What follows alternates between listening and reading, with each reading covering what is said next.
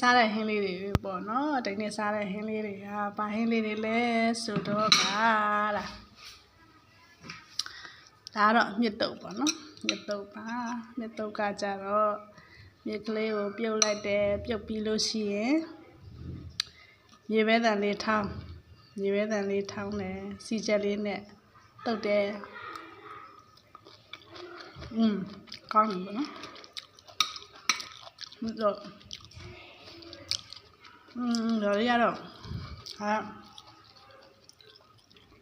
ငဖဲကျင်တော့ငဖဲကျင်ကတော့ကြက်သွန်နီလေးရယ်ကြရင်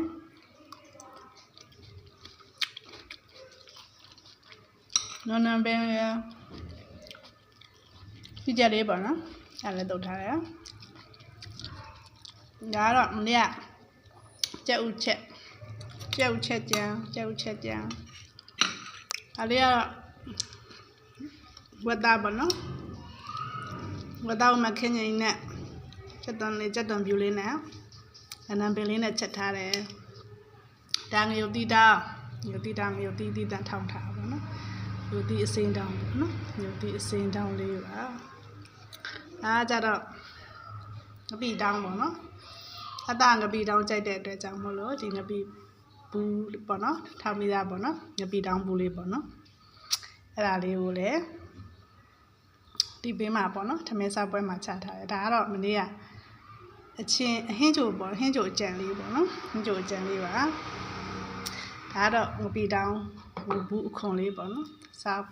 ပုံသွားတဲ့ဘူးပုံနဲ့အောက်မှာကတ်တက်လေးတော့ကြံလေးရပါနော်ဒီထဲမှာကြိုက်ဆုံးကတော့ဗာလဲဆိုတော့ကဒီမြစ်တုပ်ကလေးပေါ့နော်ဒီမြစ်တုပ်ကလေးကတော့ my favorite food ပေါ့နော်ဒီ favorite food မြစ်တုပ်ကလေးကတော့ favorite food ပါဒါတော့ထမင်းပေါ့နော်ဒါတော့ဒီနေ့ဟင်းလျာဖြစ်ပါတယ်ဒီနေ့စားတဲ့ဟင်းလျာလေးပေါ့နော်စားကျင်သူအပေါင်းလာစားလို့ရပါတယ်နော်ဒီနေ့ကျမတို့ရဲ့ဟင်းလျာလေးပါကျမတို့ရဲ့ဟင်းလျာလေးပေါ့နော်ဒါကမြစ်တုပ်ကလေးပါပြုတ်ပြီးတော့မြေပဲစာထောင်းပြီးတော့စီချက်လေးနဲ့တုပ်ထားတယ်ဒါလေးကတော့ငဖဲကျင်တုပ်ကလေးပါဒါလေးကကြတော့ကြက်ဥချက်ကလေးပါဒါလေးကကြတော့ဝတ်သားချက်ကလေးပါဒါလေးကရုပ်တီးတောင်းလေးပေါ့နော်အပြီးကြရင်တော့ဒါငပိတောင်းလေးနဲ့စားပါမယ်ဒါတနေ့တာဟင်းထရပေါ့နော်